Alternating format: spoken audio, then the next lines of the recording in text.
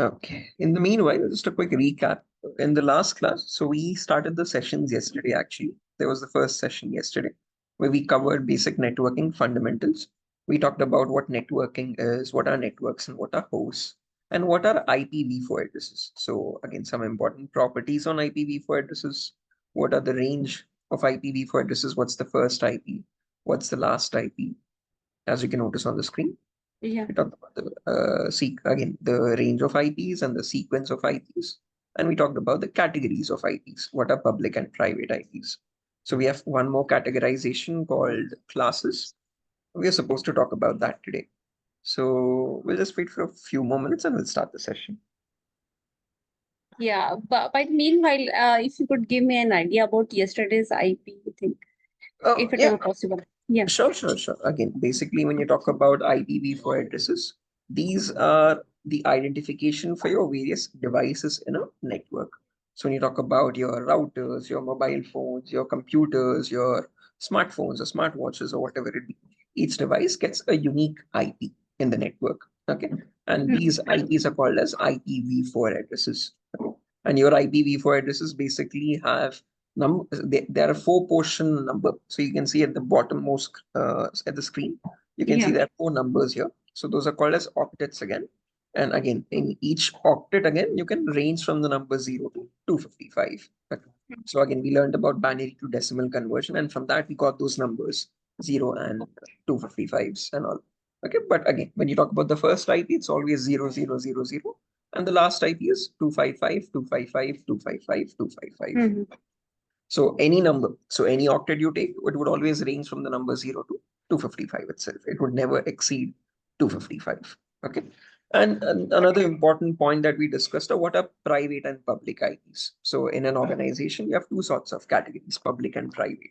When you talk about the private IPs again, these are the IPs used in your local network. So in our home network, when we have a Wi-Fi router, and to the Wi-Fi router, when we have all the other devices connected, those devices use private IPs.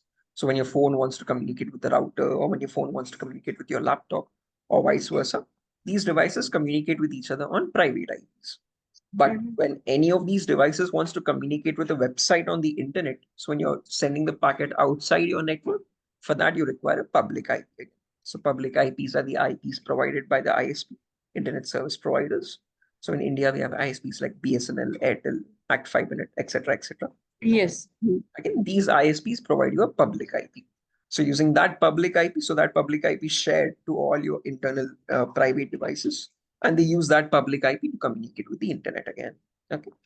So again, that's the 2 categories, public and private. Public IPs are the IPs for the internet access. Private IPs are for your local communication in your Local communication. right, in your intranet, in your local network. For that, you need private IPs. Okay. You don't need a public IP for local communications. Only when you're connecting to the internet, the public network, then you need a public IP. Okay. So today we are supposed to discuss the ranges of private and public IPs. So there are 5 classes again, A, B, C, D, and E. And I'll explain why we have 5 separate classes. And we'll also talk about the range of each private and public IP in each class. We are supposed to discuss this today. Okay. Okay, So thank you. we'll just wait for a few more minutes. Again, there were a couple of students yesterday, Jayanti. So there were like 4 or 5 students. No issues at all. We'll Sure, if wait. they're joining today or not. If no one joins, we'll hold the session off today. If someone joins, we'll continue the session. Yeah, sure. Okay, sure. In the meanwhile, if you have any questions also, you can let me know. No questions. I don't have an idea on this one. I'm basically from the mainframe background. Oh, But somehow I'm just interested in learning the cybersecurity and all. So I okay. just thought this is just for my knowledge and all. So I just wanted Right, to, yeah. So right. I thought that And yeah. okay, sure. And again, just in case, so we took a demo this Sunday. So all of these recordings are uploaded on YouTube. So don't worry, even if you have missed out the session yesterday, you can still access it on YouTube. Oh, So on the official okay. channel of DurgaSoft. Again, if you just let me just quickly show it to you myself as well and open up my browser. So if you go to YouTube and if you just search for DurgaSoft cyber security, you would get all the previous recordings. So we took a demo on this Sunday where I clearly tried to explain what are the course contents, what topics we'll be learning throughout the course. And then in yesterday's class, we started the networking part actually. So if I search for DURGASOFT cyber security, you can click, yeah, as you can, again, just filter it out with recently uploaded. And you can see this is the recording from yesterday, one day. Okay. So this Got is yesterday's recording. And if you go back, if you scroll down, oh, I think this is the one. I'm not sure exactly. So there's this 22 hours ago. So you can Yeah. go through these recordings. Okay. So in one of the recordings, I've explained the course content. And in one of them, I took the networking first part. So again, these are, you can go through these. And again, as mentioned, the entire course curriculum follows the EC Council curriculum. So there's an organization called EC Council based in the United States. That is the organization which trains people and certifies people in cybersecurity specifically. We're following the same curriculum as them. And this is the course content documentation as well. One second. Yeah, this is the course content document actually. So again, I explained in the demo what all these topics are.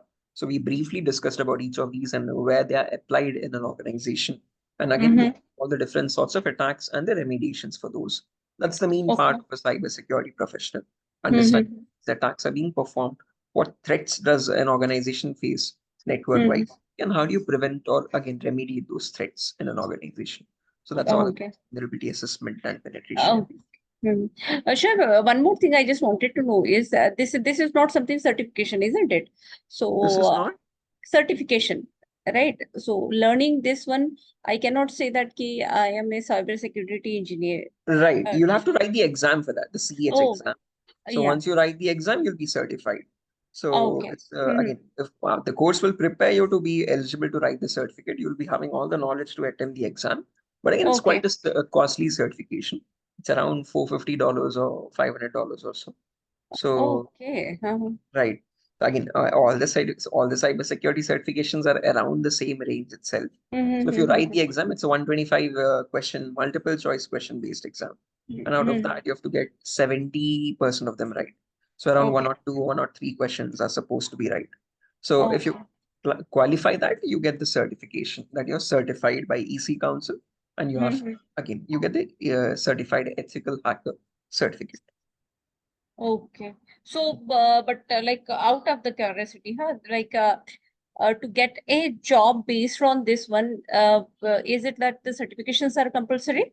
No, that is not at Okay. all mandatory. So again, again, depending on your interest, again, you can learn some advanced courses as well. So this is the Okay. entry level job. So you are learning all the endpoint securities. So we talk about Oh, network security, web application security, wireless security. So that would give you usually monitoring level jobs. But if you higher paying job, usually what people do is after this, they learn one specialization. They either specialize in network security or web application security or cloud security or wireless security or mobile security. So you can choose a specialization to get much better jobs.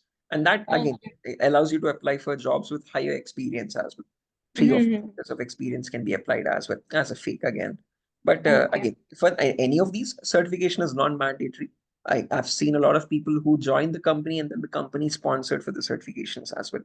It's all about you. Again, once you perform these, again, once you go through these courses, you can perform pen testing online for third-party clients.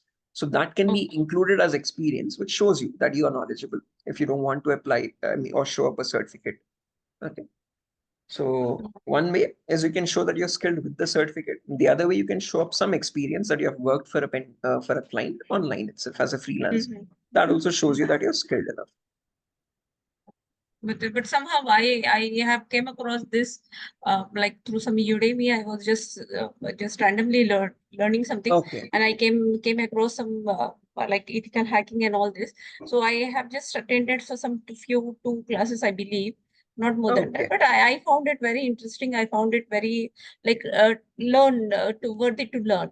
So I thought, Right. yeah, I'll put my efforts and learn now this one. Whether I Definitely get, an yeah. interesting domain though, Jayanti. So again, no monotonous job roles. So every single day you learn something called again, you perform something called vulnerability scanning, check for latest vulnerabilities on the systems and try to attack on those vulnerabilities and verify them. So again, you get to learn something or the other new every single day. And again, not a monotonous or not a just again But same each job day is role. a challenge, isn't it? Each day would be a challenge.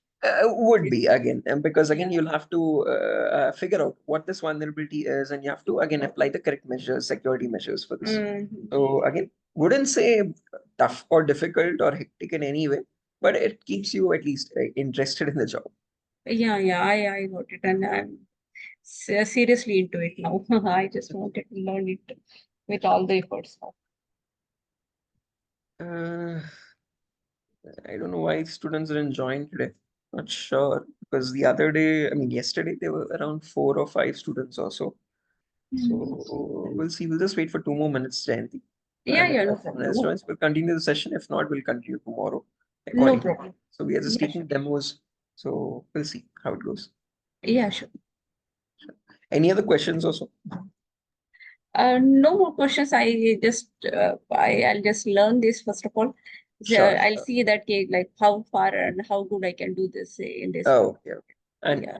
as mentioned, just in case if you want to learn what we learned in the earlier classes, you can just go through those videos as well. They're Yeah, sure, sure. available online I'll do on that. I'll YouTube. do that. Today I'll do that. Sure.